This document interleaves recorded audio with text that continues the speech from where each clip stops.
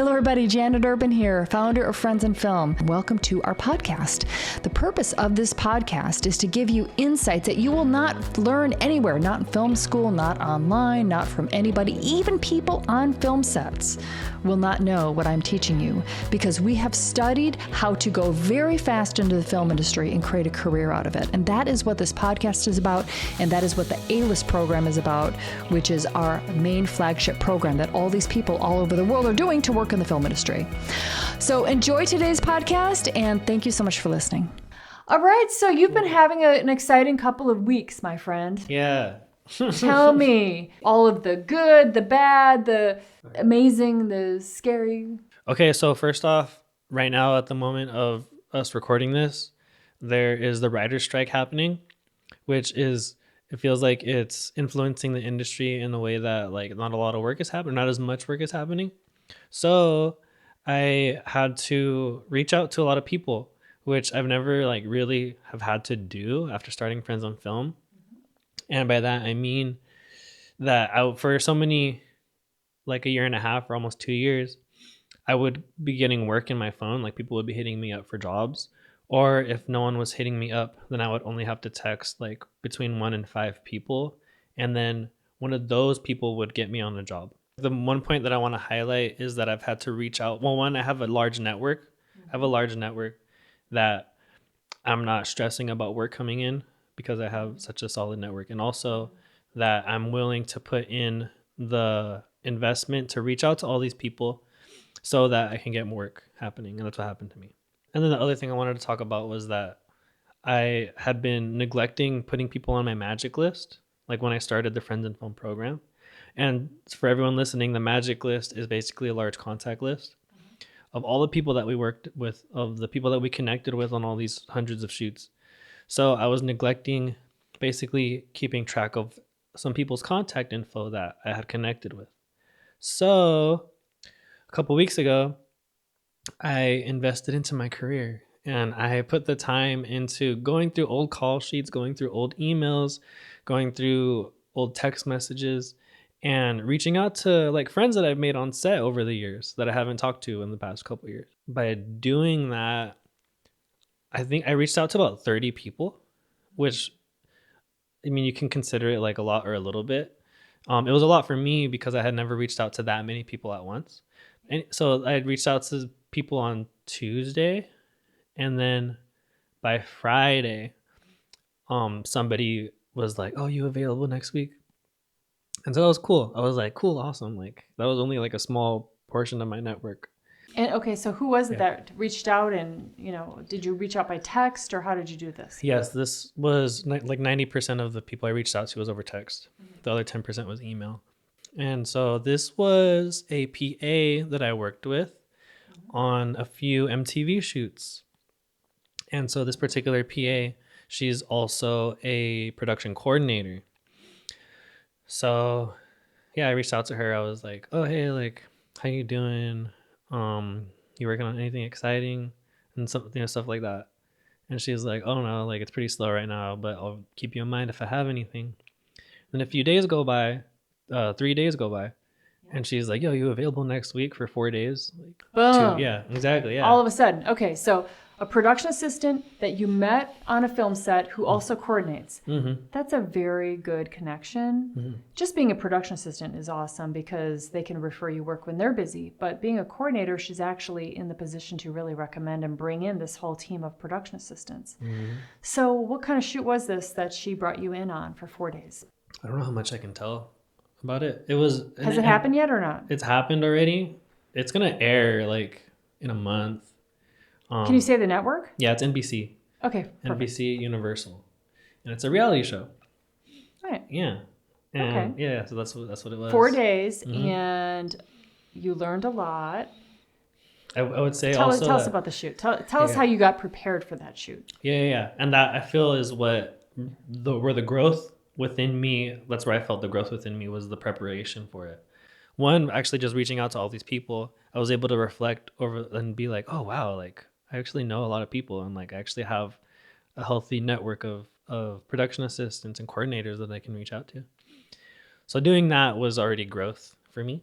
And then the other way that you taught me how to prepare, or that you teach us how to prepare for shoots, is by doing our research, by looking up the key players on the shoot and seeing what they've done, just like Googling their name and looking up their IMDb and stuff like that. Before And the so- shoot. So you did that the night before. Yeah, and that was I had to have a breakthrough to do that, because I was so like I was in the mindset of like, dang, I just want to watch like another episode on YouTube or whatever. Like I just want to just chill out because I have an early call time or whatever. It wasn't even that. It was like 9 a.m. Yeah. So the time where habitually I would have just like watched Netflix or whatever or YouTube, I was like, no, I'm gonna invest in my career and I'm gonna research and I'm gonna actually put time into developing my magic list right now instead of like letting it all pile up like I had been doing. So I was Googling like the people that we were gonna meet that first day. Because you got the call sheet and you're like, okay, here's the DP, here's the producer, here's the makeup and hair and everybody. Exactly. Yeah, it was actually for the first day there was technically no call sheet. It was like a prep day, but they sent us one of our main tasks for that day was picking up the crew from the airport. So there was like a list of everyone that we're going to pick up from the airport, flying in from East Coast. Cool. And so that's where I was getting their name from. Yeah. And it was cool. I was like, oh dang, like our DP like does camera for Marvel, like multiple Marvel movies, and like, oh dang, like our hair and makeup stylist has won like 3 Emmys. Emmys, right? Emmys is film, Grammys is music. Mm-hmm. So she's won like 3 Grammys Emmys. is music. Yeah, Emmys is film, yeah. Or TV. Yeah. Oh, okay. And other like I'm like, oh dang, like the first AD worked on this Tupac thing. Like what the heck? This is so cool. So Wow. yeah, and so I'm like typing in those notes of like all the little tidbits of information that that just it's useful to know, and it gives you like a good conversation starter with these people, or things to like augment the conversation that we have. Yeah. So the first people I looked up was the 2 women I was scheduled to pick up. I was like, that's the first people I'm gonna research, and I did that. And it was cool. It was like, it made it feel like Who organic. were they? So one of them was the producer / agency.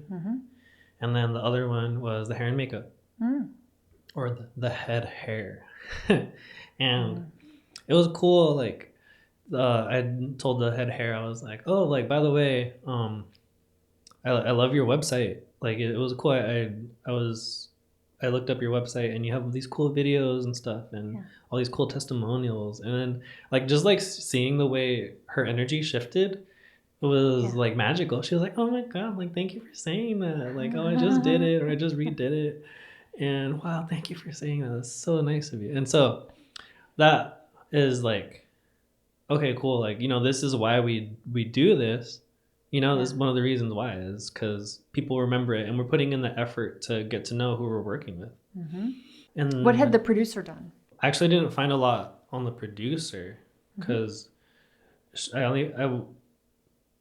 She might be more agency. Yeah, I looked up the agency, and that's where I found a little bio of her. She's like a writer, like a published author, and like she's from the Bay Area, and so like those little things is kind of what I like tucked away in my mind. Very good. Yeah, and it was cool like getting to know her on the drive from the airport because she's very talkative, which was cool, and very warm. And it was interesting because like we connected on a very peer-to-peer level where she's like, oh yeah, like I mostly do agency, but I love producing, I love directing, and I want to do more of that. Like, how'd you get into the industry? That's what she asked me. She's like, how'd you get into the industry? Awesome. And I'm like, oh, I got into the industry during COVID. She's like, what the heck? How you do that? And I'm just like, I'm a hustler, and Janet taught me, and and I got a mentor, and she's like, oh yeah, that's the thing. Like having a mentor is really a game changer, huh? And I'm like, yeah, it is. So yeah, it was cool connecting with her like that. So that was the first day of that NBC shoot. And Picking up people at the airport's a really good thing. Mm-hmm. Yeah. I mean, one of the things is that you have to kind of read the vibe and know when to say something, because they could be on their phones, either doing something really important, trying to get ready for the next thing, or they could just be like kind of chilling. So yeah, let me add to that. So my initial thing was like, definitely like I gotta read the vibe and like just make sure like if they're in a if they're in the mood to talk, then to give them that environment. If they're in the mood to chill out, then like give them that environment. So the producer, she was very talkative and very warm. The hair and makeup, she was like kind of chill, like just on her phone after a long flight. So I just didn't really bother her. I was just like, oh hey, like nice to meet you. Like, let me get your bag and stuff, and like just kind of let her do her own thing for the first few minutes. So by doing my research and looking at her website, I got a feel for her vibe. And I was like, I bet you like she listens to this particular type of music. So I put on a playlist of that music, and like while she was chilling and hanging out, she was like singing along to the music that I put on. So good. Yeah. It was so cool. So I was just making it comfortable for her and giving her that right environment.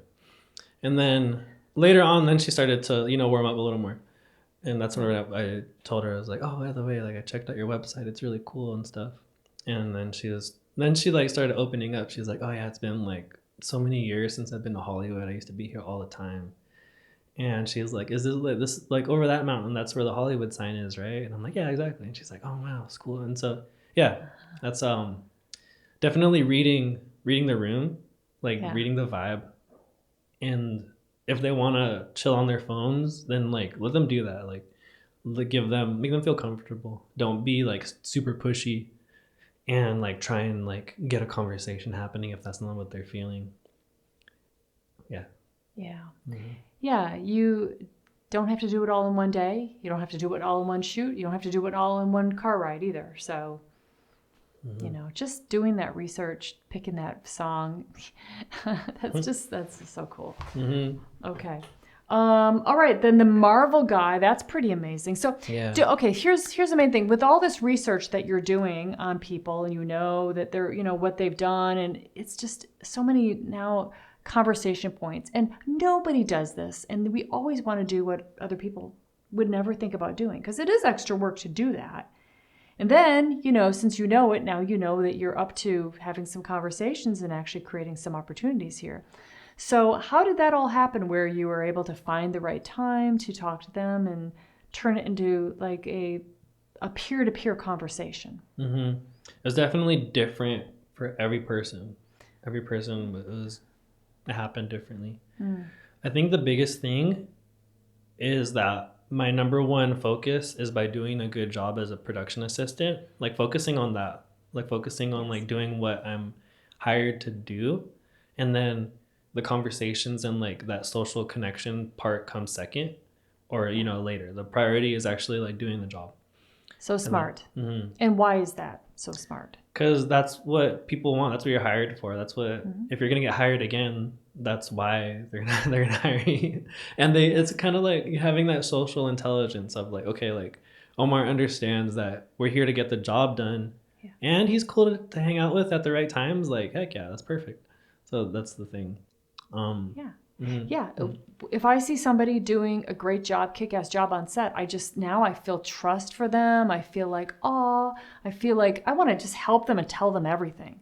But if I don't see them working hard and they're like checking their phones and they seem bored and they're eating all the time, or if they're busy talking when there's a task to do, like that's not good. Or if it seems like they don't care about the job, but they just want an opportunity, it's such a turnoff. So I think that you move with purpose. You anticipate what needs to be done. You interact with people. Do you need anything? Can I get you anything? Should I be thinking about this? Should we be thinking about, so then they're just like, wow, this guy's great. And then you've now opened the door. That's your opening of the door. Mm-hmm. Yeah, that's how you described it, as my interaction with the first AD. Because when I arrived on set, there was already that urgency in the air to like actually get it moving. Yeah, they got to get the first shot going. So I was just like focusing on the tasks that were emailed to me, like setting up crafty, setting up where catering is gonna put breakfast, and getting like the pipe and drape ready, get their green room ready for our talent. And then later that day at lunch, that's when I was connecting with the first AD. I was like, "Oh, yo, didn't you work on that Tupac thing, that Tupac series?" And she was like, "Yeah, actually, that was a couple of years ago. Yeah, we did this thing. We shot here in New York, and we got to meet this like incredible politician that was very active in like this area." And she's like, "How'd you know that?" Like, and I was like, "Oh, I looked up your IMDb." And she's like, "Oh, you looked me up? Wow." And then she's like, "Well, what do you work on?" And Yeah. So right away, she's like, oh, that's interesting. This is somebody that does this research. Like, I think you could say, I do my research before my film shoots. I would say it like that, I think, instead of I looked up your IMDb, because then it could be kind of like, I looked up your IMDb. It's kind of like, but I always do my research on everybody that's going to be there so that I know what they've worked on and that, we can have some meaningful conversations so I can learn something from them, because I'm here to learn. Yeah, being eager like that, it's like, oh no, you could even be like, I'm always so excited to work with new people, so I do my research on everybody. So it's not just you, it's just like everybody. You're like, I want to make sure that I want to make sure that I learn as much as I can today. And on these film sets, people do so many amazing things. I want to know about it all. I'd say things like that. I like that because that frames it in a slightly different way. That's very good. Yeah. Yeah. So that's what that was our interaction, and she's like, "Oh, well, what do you work on?" And I feel like that established this as peer to peer, where she was like, "Oh, okay, like we're equals, even though like she's the first AD and I'm a PA. We're both in the industry." Yeah, you're both professionals in the industry. So yeah, now she's seen you do a good job. Now she knows that you're a little bit different than most people because you've done your research. And now she's interested in knowing, well, what do you want to do in the business? Because she wants to see how she can help you either during that shoot or in the future, or just know, what do you want to do? What's Omar all about? Yeah. So you can be like, I'm a musician. I also do art department. I also do sound. I'm working in all these different areas. I'm actually working equally in art department as well as sound, and I love both. I might have a dual career. I also want my music is very important to me, and I might be touring and working on an album.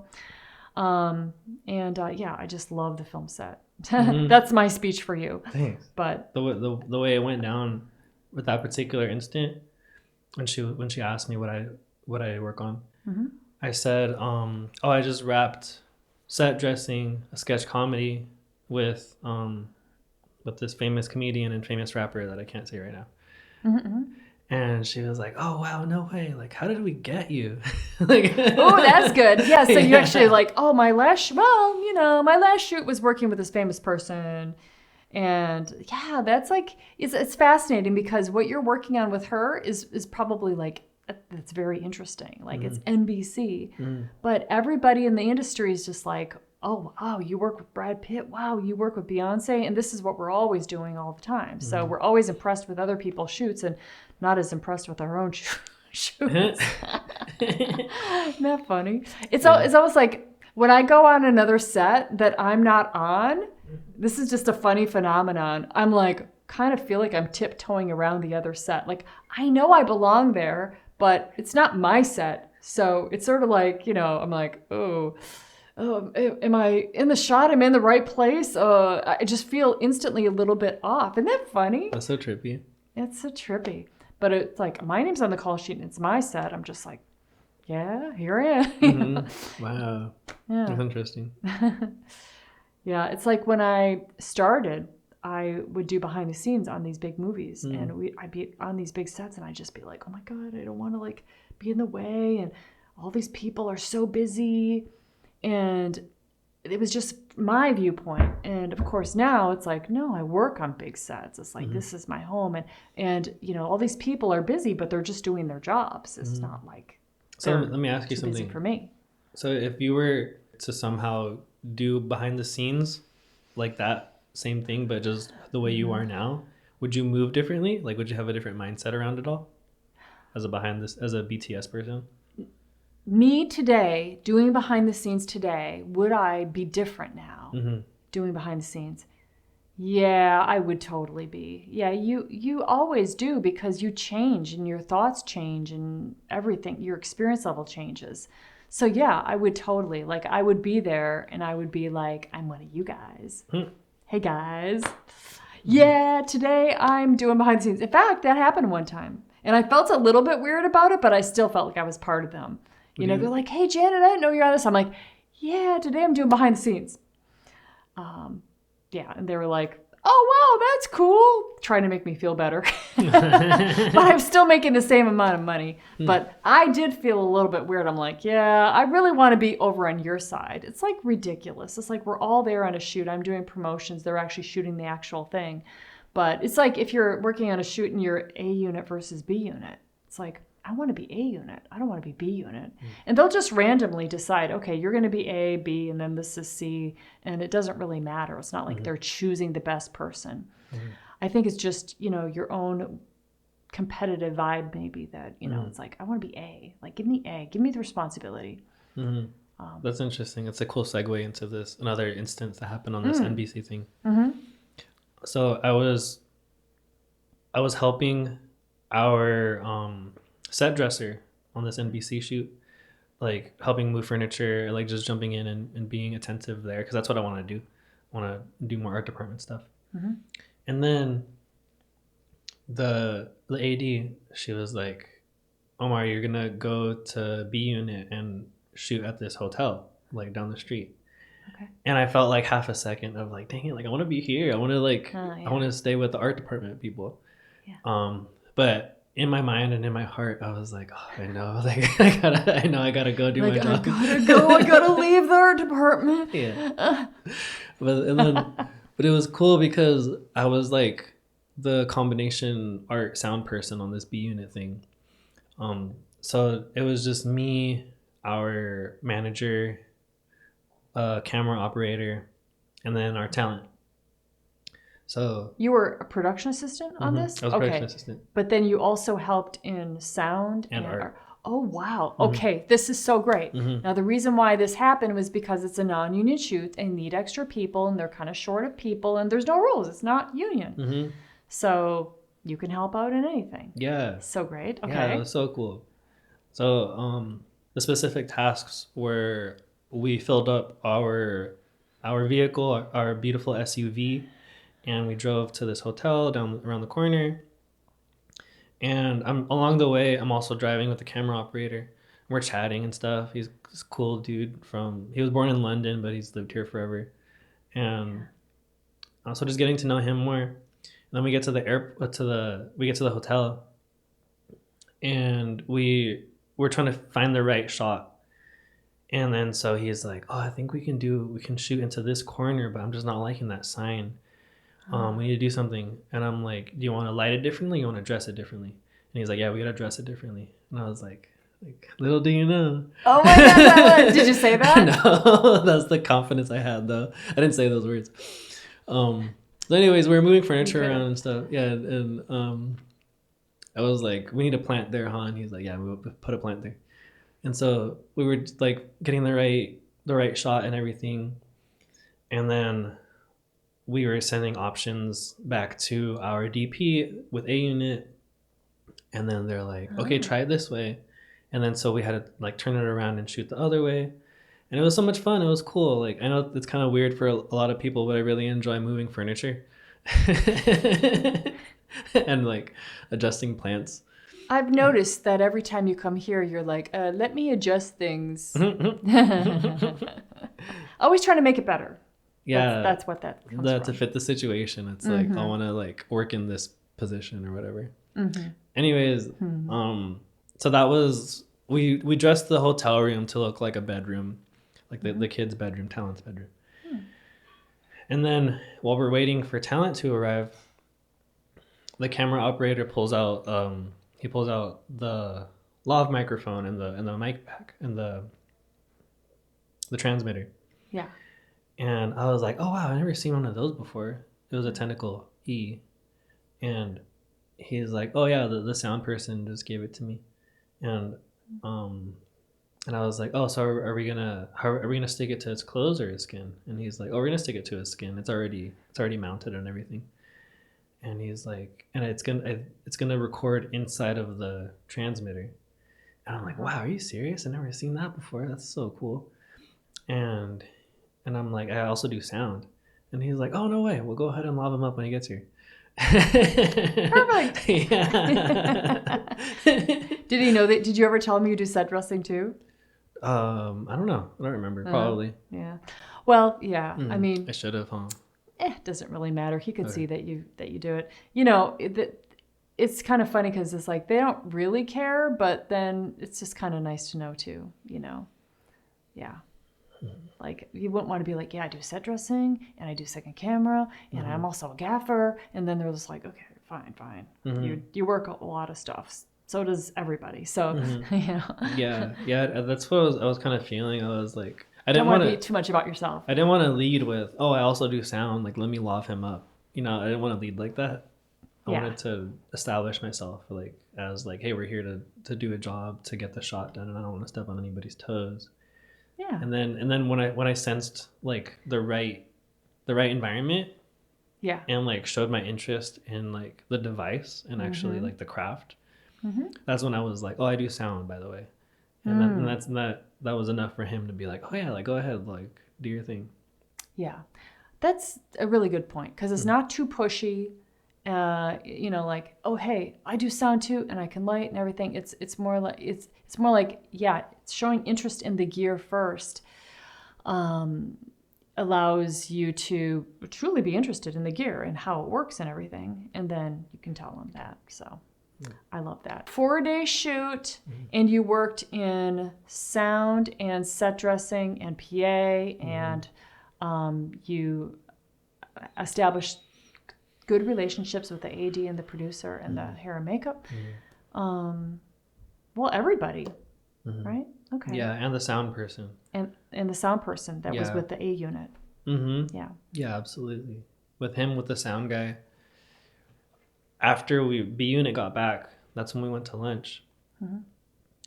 And so when in the B unit shot, talent was doing a wardrobe change and he wanted to take the mic off. So we took the microphone off, but the adhesive was weak when we were going to put it on the second time. Yeah. So I had it was actually a Band-Aid, like an extra Band-Aid in my kit.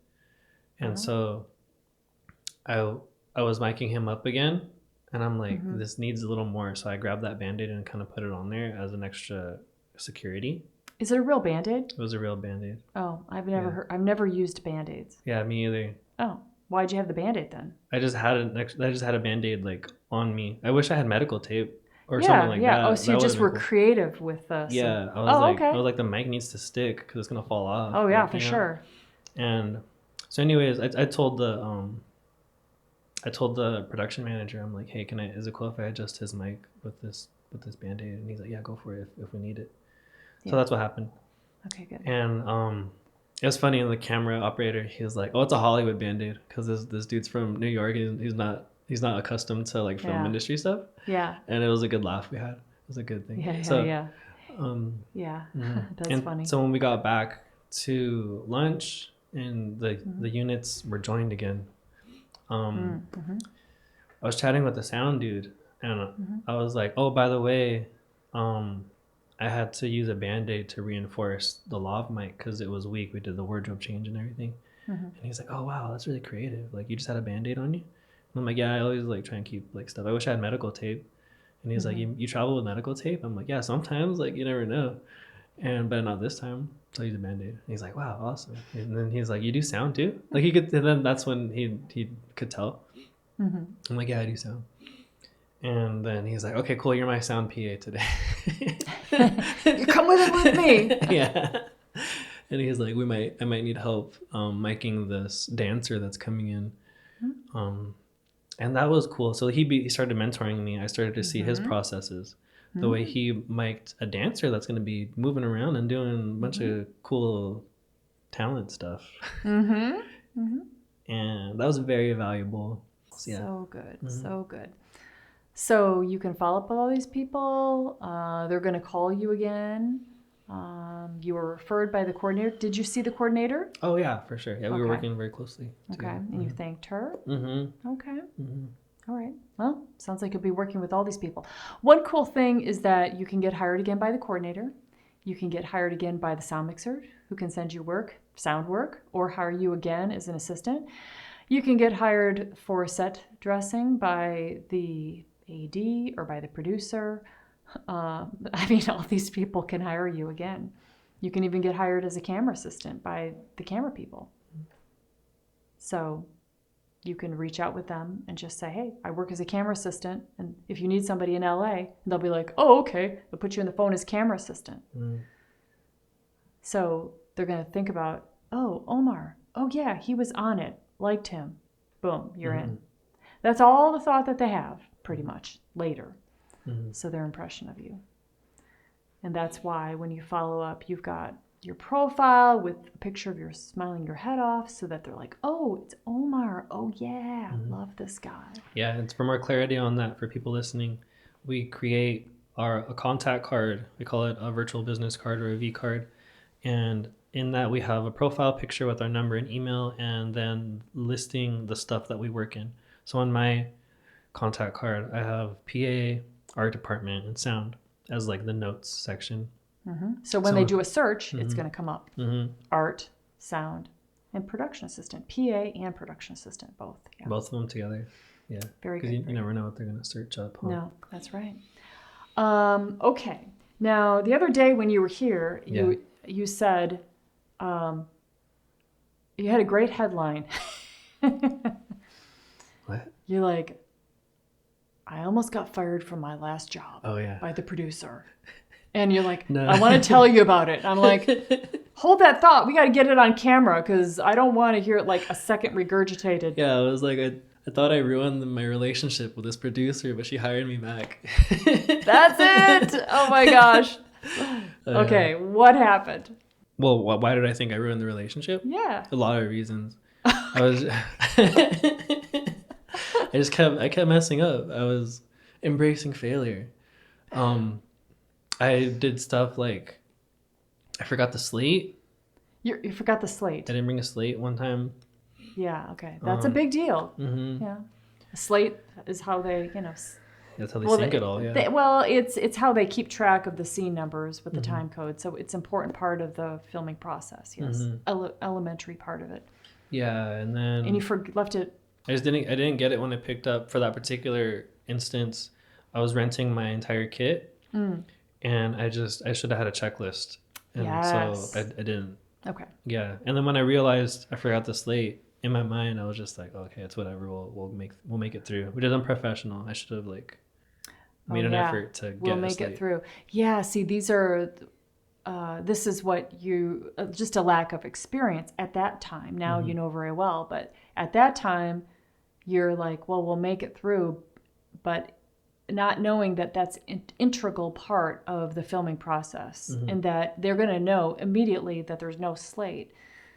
So then you might be like, okay, if I'm missing something, I might want to check with somebody whether that's important or not. So the person that you got the gear from, hey, dude, I just left with the gear, but I forgot the slate. Is that gonna be a problem? Do I need to send a runner or something to go get that? So you draw on the experience of the people that you already have in your circle to know these things. Yeah. Okay. Yeah. So that was one thing that I messed up. And so what? So she was like, "Hey, where's the slate?" And I was just like, "Oh, I didn't bring it," and like, or something like that. I was like, "I forgot it," or something. Real casual like that. Okay, that's not good. Right? Exactly. Yeah, so, I figured we would get through it. So yeah, something like that. And I'd be like, "Are you fucking kidding me?" Yeah. So that happened. Is that how she reacted? Like, no, she was just like, "Oh, that's okay. We'll we can just clap in the camera." Okay, she was cool about it. All right. And then another thing that I did was By the way, that will never happen on any bigger shoot. Would be like, right. dude. This is small. Yeah. A lower budget shoot. Yes, Yeah. lower budget. So you can get away with these mistakes on lower budget shoots, which is perfect. And this is another just point I want to make really quick is when you're starting off, you're always getting the kind of shoots that are right at the level that you're pretty much at. Like you're not going to get really big shoots. You're going to get shoots that are the dollar figure, $200, $300, $400, which is the level that you're at, and easier shoots. And they're going to do stuff like, hey, we'll shoot with not enough light, or it's not going to maybe look as good, but that's okay. Or, they'll make, it's not like it's this big budget shoot. So it doesn't have to look like it, doesn't have to. It's not like a feature film. This is like some corporate stuff. Right. You'll always get shoots that are at the level that you're at, which is really good because when you're at that level, it's important, but you're also kind of learning too. And they know that. Like if they wanted somebody that was like $700 a day that has absolutely everything, then they could pay that. But they can't pay that right now. So now you're actually at the level that they need you to be at because that's where their budget is at. So they want somebody that has a great attitude that is still learning, and that's perfect for them. Mm-hmm. So that's why they're even more willing to be like, okay, well, he doesn't realize how important it is to have the slate yet, but he's got a great attitude, so let's keep going. She understood that I was new in the industry. Yeah. Mm-hmm. On a separate shoot, she actually gave me a C-stand. She gave me a C-stand for my boom. So you mean gave it to you for you to keep? Mm-hmm. Oh. Yeah, she was like, "Oh, like I don't want you to hold your boom for like these 30-minute interviews, like." But to keep it in your house? Yeah, she gave it to me. She gave me a C-stand. That's amazing. I know, so right? she must have bought one for some reason, and then she had like a storage full of old equipment. Ah. Yeah, she was like, "You can take it. Like it's just sitting in my garage." She's like, "Yeah, swing by my house." She likes you. Mm-hmm. Yeah, that's so nice. I know. Yeah, she believed in me. Like she believes in you. Mm-hmm. Yeah, that's so nice. Mm-hmm. Yeah. And, okay. So tell me these other reasons why. Yeah. So another way I messed up was I mic'd up our talent in a way where there was like a lot of lav noise, and I didn't adjust the lav. I was just like, oh, it's fine because we're capturing it on the boom. Yeah. And then afterwards, I told her, I was like, oh, by the way, our lav was really scratchy, but it's covered by the boom. Yeah. And then she was like, oh, what you should have just stopped us and adjusted the mic. Like it's okay to stop us in the middle of the interview. Like you should do that next time. And I was like, oh, okay. And then the DP on that shoot afterwards when we left the producer. So the I forgot the slate and the scratchy lav thing happened in the same shoot. Yeah. And the DP, he was like, bro, you gotta take this seriously. Like you can't be like messing up like this. You gotta make a checklist and have all your stuff. You need to be researching on how to put your lav in a way where it's not gonna make all that noise and where we're not gonna see the wire or the mic pack. Like I don't know how seriously you're taking this, but if you want to make this as a career, then you got to be putting in the time to make it happen. Like you're making us look bad by doing these things, and it was so painful. Yeah, like as he's saying that, you're just like, ouch, ouch, ouch. Mm-hmm. But at the same time, I was like, wow, like he really cares about me too because he's taking the time to tell me all this. Totally. Mm-hmm. Yeah. Most people that have no intention of hiring you again, they're not going to say that. They're just going to be like, okay, good to see you. See you later. And you'll never hear from them again. And the bad thing about that is they will, when your name comes up, they'll say no. And then other people that hear that will be like, oh, I guess he's not that good. Mm-hmm. So again, it's your attitude that allowed you to rise above it because you wanted to be good. And you're like, you were doing other things at the same time that were good during this shoot that you also messed up on. Mm-hmm. So they do balance it out. And overall, it was like, hey, he really wants to do a good job here. Mm-hmm. Yeah, and then I forgot the card reader, like an SD card reader. I just didn't bring one. Mm-hmm. I didn't own one. So that was something too. Yeah. It's good to have that. Like, yeah. Yeah, you should have that. Mm-hmm. Like part of your kit. Mm-hmm. Yeah. No, it is for sure. Yeah. And then another thing I messed up on a separate shoot, I was texting her for confirmation on like the rate because we had a series of shoots happening, and I missed a day because I was exposed to COVID on that shoot. So it was like a multiple day shoot. I think it was a 3-day shoot, or it was a 4-day shoot. On the third day, we were exposed to COVID. So she was like, "Oh, just don't come back for the 4th day." And then I was wondering if I could get paid for that 4th day, just to see like what would happen. I might have like asked you for advice on how to navigate that. I asked a couple other sound mixers too that I had worked with. Yeah. So anyways, she wasn't gonna pay me for the 4th day, and I was like, okay, that's fine. But then when I invoiced her for that 4th day after I confirmed with her that we weren't gonna do it. Yeah. And it was just a bad look. I was like, oh, like I mean now, and then she got back to me. She was like, oh hey, like the invoice is wrong. We agreed on this amount, not this amount. And I was like, oh, like I'm so sorry. That was totally my bad. And like, and it felt weird. I was like, oh my god, like now she thinks I'm trying to get her. Like I'm trying to like pull a fast one on her or something like that. I don't know, these mental things. Yeah. So that happened. Yeah. But these mistakes happen too. You know, I've had people where, you know, I'll invoice for equipment. They're like, hey, we didn't use that much equipment. I'm like, check it out. I'm like, oh yeah, you know, actually we didn't. That was a mistake. It got copied over from another invoice. So sorry. I mean, that's very rare. I don't think that's happened once, but yeah, you know, it's embarrassing. It's very embarrassing. But the point in talking about it is that it happens. And so, but like for whatever reason, I just kept making mistakes with this one producer. So anyways, like all this stuff. And so that last invoice thing that happened, I think in August or something, that was the last time her and I really talked. So that was about what, 6 months ago? Longer now. So she hadn't reached out to me in so long when she was reaching out to me like about once or twice a month. And so I was just like, oh well, like yeah, you're like, I lost that account. Yeah.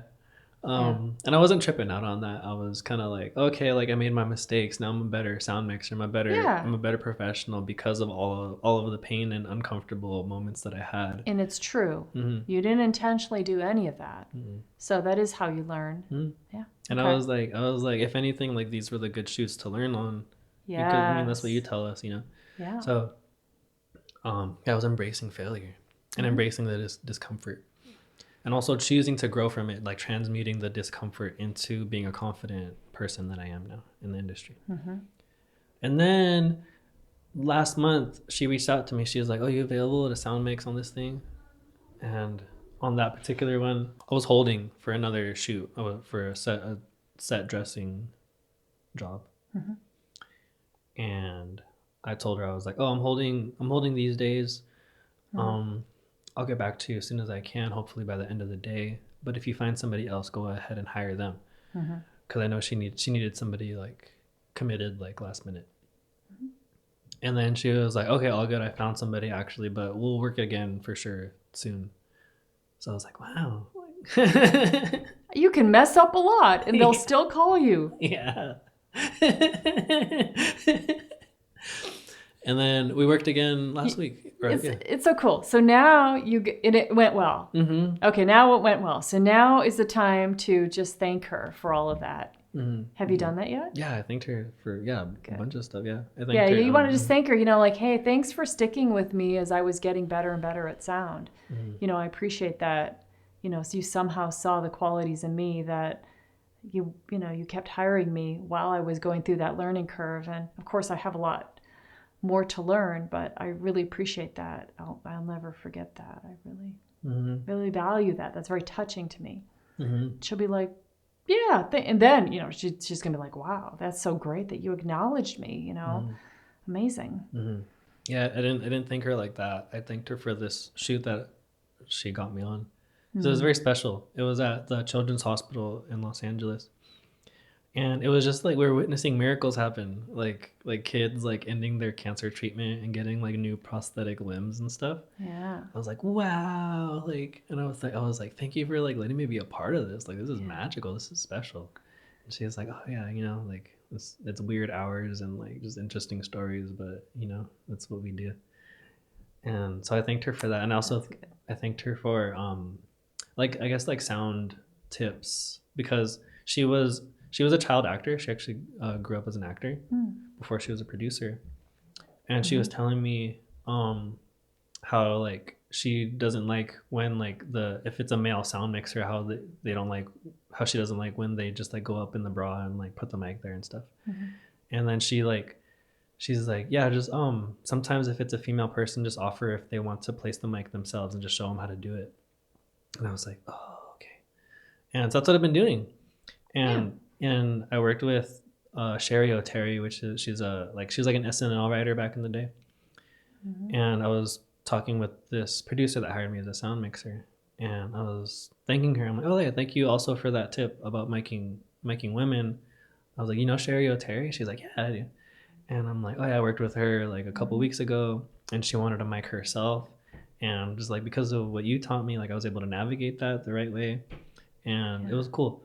And she's like, oh wow, like you're welcome. Like yeah, cause yeah, for sure. Like anyways, that's so good. That's so good too. That's really good. Great example of appreciating people and how they're helping you become better and more knowledgeable and smoother at your job. Love it. Okay. So this producer that you thought, what'd you say? What was the headline? I thought I ruined my relationship with this producer, but she hired me again. Yeah. It's so great. That's the name of the podcast. Has that ever happened to you? No. That's Not good. that I can think of. No. Let me think. It probably, I probably wasn't hired again.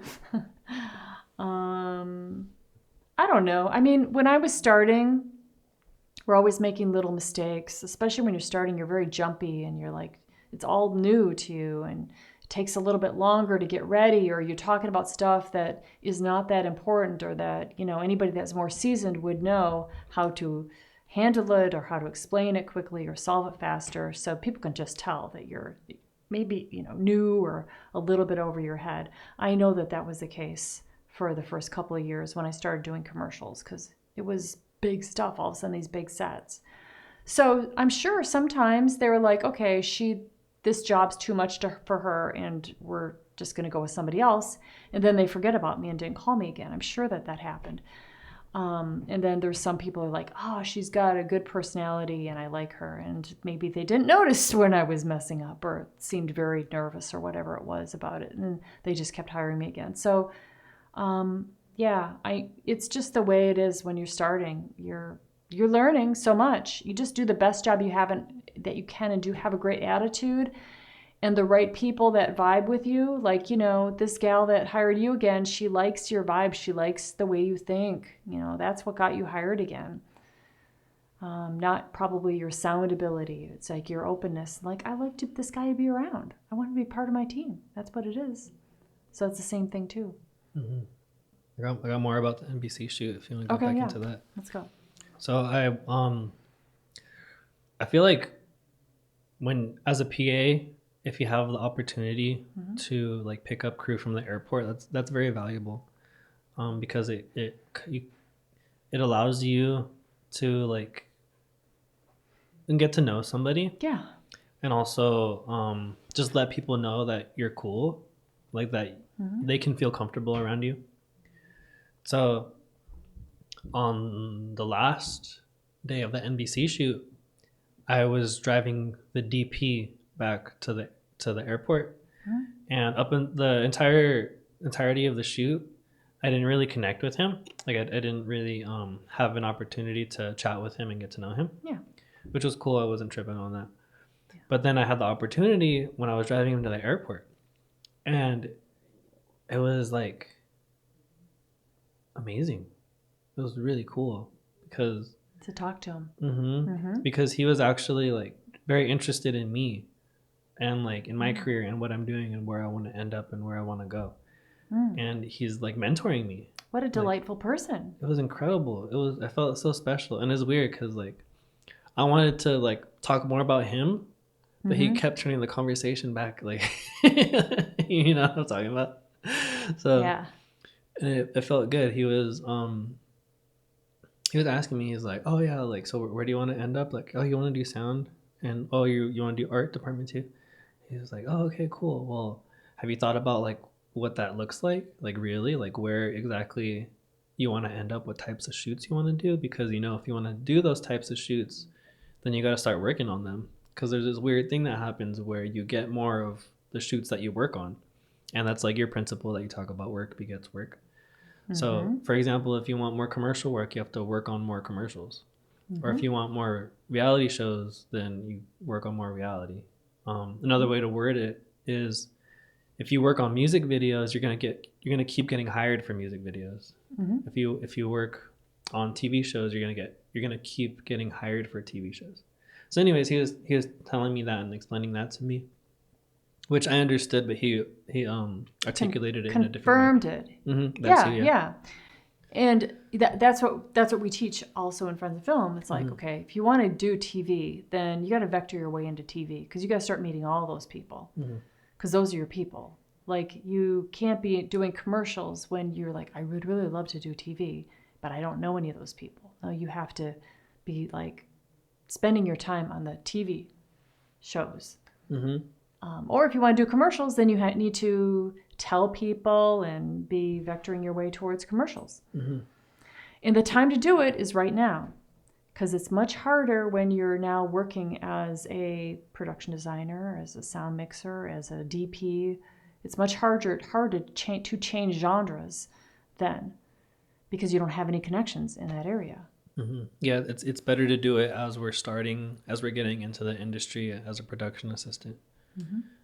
You want to go where you want to develop your career. If you want to produce, you want to be an executive producer, you want to be a showrunner, then you want to be on that stuff and find those people as your mentors and just make friends with them, because they're going to be the ones that are going to guide you in the future and give you more opportunities and hook you up on other shows with other people, because you're great. And 5 years can go in a blink of an eye, but those 5 years is history. And they have gone to a different place in their career, and you will have gone to a different place in your career. So that's why you want to, it doesn't have to be like the first couple of months, but within that first year, you'll want to really vector into the area that you want to go into to make those relationships and start making as many as you can and working that sector as many as you can. You can still go work in music videos, but you'll be wanting to answer the phone a lot more for the commercials if that's where you want to go, or for the music videos if that's where you want to go, or for you, like the sports stuff possibly too.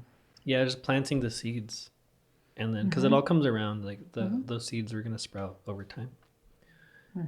So that's what the DP was helping me. He was helping me like think about the future more, and he was talking about like what you choose to do in the industry, it should also reflect the type of lifestyle that you want to live. Because in his case, he was the DP, and he's saying like me, like I do camera on these types of shoots that pay this certain amount, and I DP on these smaller stuff on the side. I do eventually want to DP bigger things, but right now I'm doing camera on these shoots because it's abundant for me and it makes me enough money. As opposed to one of my friends who's a way better DP than I am, but he like lives and breathes like creating his own projects and making it happen. And for him, like he was okay like having like 4 roommates and like sleeping out of his car to make the artwork happen. And he won like, I think he won an Oscar or something with one of his documentaries or something crazy like that, because he was so dedicated to his craft. But he's not making a certain amount of money because he's creating these certain kinds of films. And so like if you're that creative person that you want to make your art happen, like go ahead and do it, like make that happen. If that's the lifestyle you want to live, then go ahead and embrace it. Like for him, like that's what he loves to do. Like that is his lifestyle. But like for me, which is the DP, he was like, I wanted to, you know, like start a family and like have a house and be able to like vacation and do all these other things. So I decided to work in this sector. So he's telling me that too. He's like in like yeah, just making me think about that, like where the lifestyle that you want to end up at. Yeah, it's really good because you're going to have a different, if you do documentaries, you're going to have a traveling life, a very interesting life of meeting a lot of different people that can become your friends, scientists and people that run programs at like the children's hospitals and all these different things, you know, and you're going to be traveling together. So that's just one of the most wonderful ways to make these relationships. So life will be very full. You'll be making like $100,000 a year, you know, doing that. Or you can be doing commercials and make 2 or 3 times that amount. Or you can be doing feature films and make also maybe 2 or 3 times that amount, you know. So, yeah, but it's a very different life. Like going to commercials is you're where you find all the enjoyment is with all of your friends that you're working with and creating that art and doing very high quality work. But it's not traveling and sharing these experiences together like documentaries.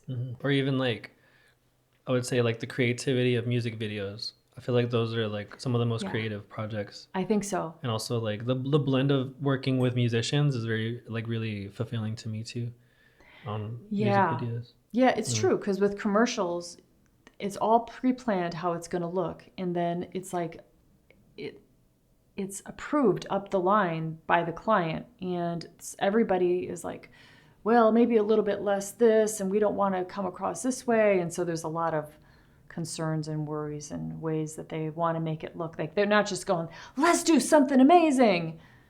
And who cares? It's because the band is the one that says, okay, that's what we want. So if the band likes it, then yay. But when it's so commercials are a little bit differently. So I think you're right. It is really, music videos are probably the most creative. Cool. Yeah. So like, and these are things that I'm still tasting the different genres and areas of the industry. Yeah. To figure out like where I want to end up. Which is cool. It's exciting. What else do I want to say about that? It's fun. So that DP in particular, he was saying like, well, you figure out what kind of lifestyle you want to live. And like right now, you're trying to decide between art department or sound. So just come up with a business plan and see what that's going to look like. So let's say like if you want to be a sound mixer on commercials, then figure out what kind of kit you're going to need, how much that is going to cost, how much you can project making, like how many shoots you have to work to make that amount. When is the gear going to get paid off if you finance it? And just like think about that. Think about how long that's going to be, what that's going to look like, and then do the same thing as wherever you want to end up in as a production designer or a prop master. Do the same thing, like project that future, and then you'll be able to see or get a better feel like, oh dang, like maybe I don't really want to do this, or maybe like, oh wow, that's like even more like what I want to do. I think it gives you a realistic viewpoint of the investment that you need to make, but then also looking at the rates of how quickly it's going to pay you back. So yeah, that's a good thing to consider. And then you just consider that as like one pillar, and then the other pillars are like, how do I want to spend my daily experience? You know, which group of people, what do I want to be thinking and obsessing about and learning? And maybe it can be both. Yeah. There's no reason why it has to be one or the other. Yeah, right now it's both. Right now it's both. they're both growing. Well, and they're both growing, yeah. I think it's great. Yeah. And then also music too. See, you make great money. Like how much do you make on the art jobs and how much are you making maximum on each one? So on when I'm set dressing, I'm making $450 for 12, so $450 a day. And for sound, right now my average rate is $400 a day. So that's where I'm at right now. This month I've had 2 sound jobs, so that's $800 in 2 days about. Okay. Yeah, we just started this month. Yeah. Okay. Yeah, so the last one I worked, oh wait, did I work on the first? I don't know. Anyways, 2 sound jobs this month. Yeah. And it just started.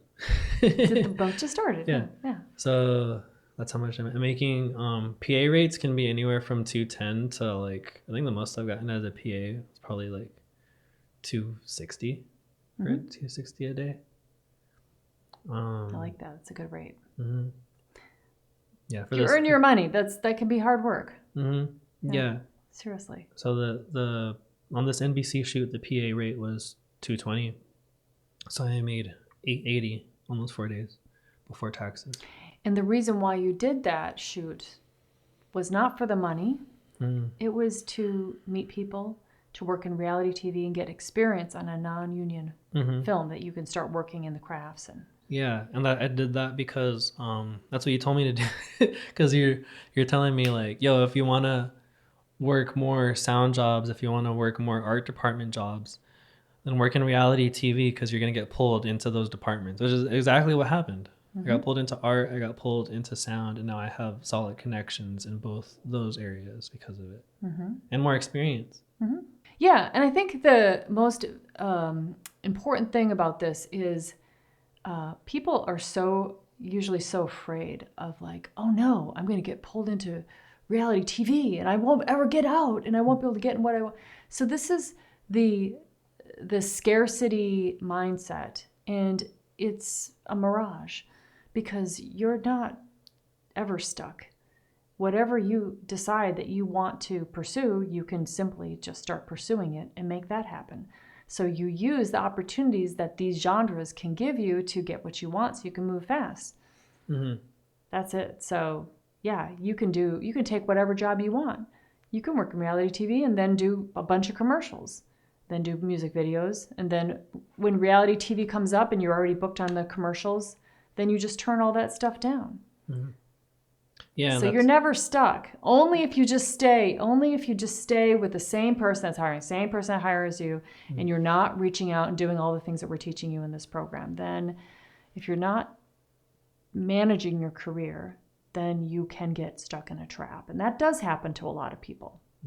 Have you met anybody that's gotten stuck in a trap that you can think of? Yeah, for sure. Noticed? Oh, yeah? People, off the top of my head, were even before the writer's strike, I would reach out to certain people and they would all be like, oh yeah, the industry is slow right now.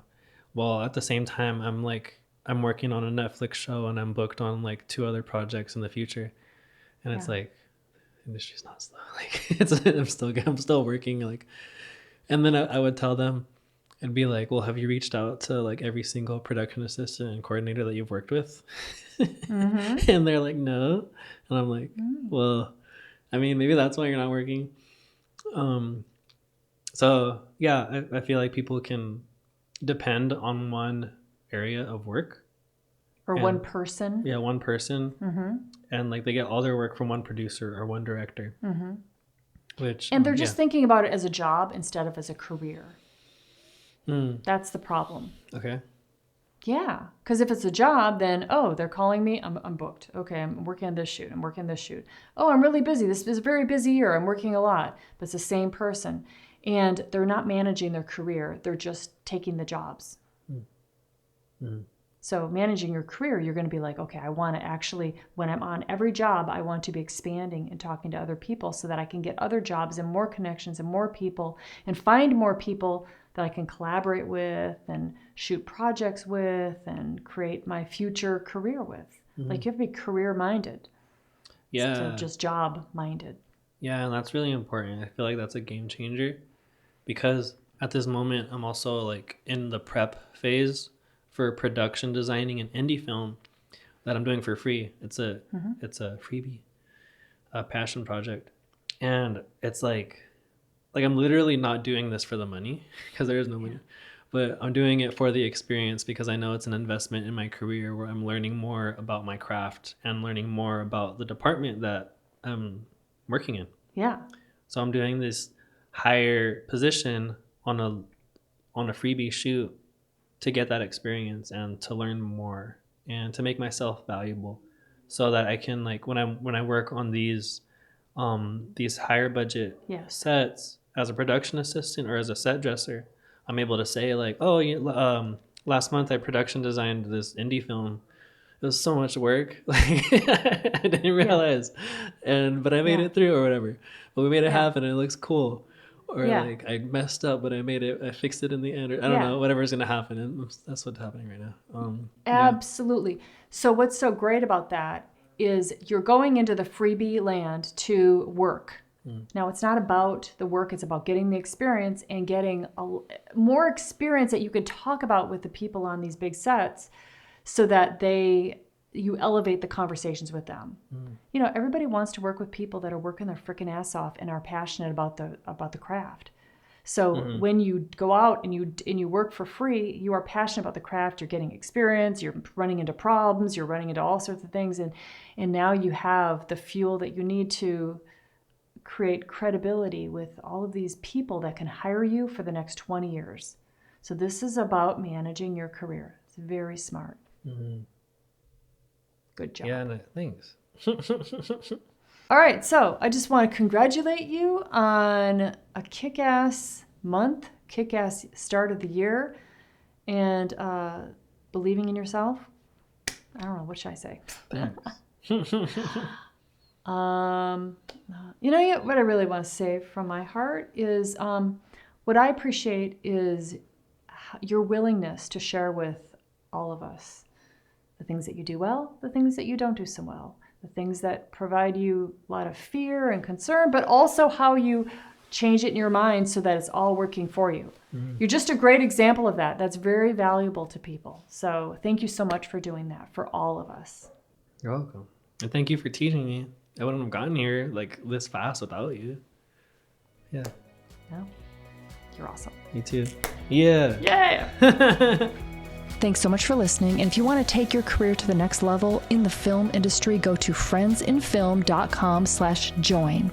That's friendsinfilm.com/join. You can sign up for our mini course, learn about the A-list model, and then you can take it all the way and do the A-list program. So that's friendsinfilm.com/join. Thanks so much for listening. Have a great day, everybody.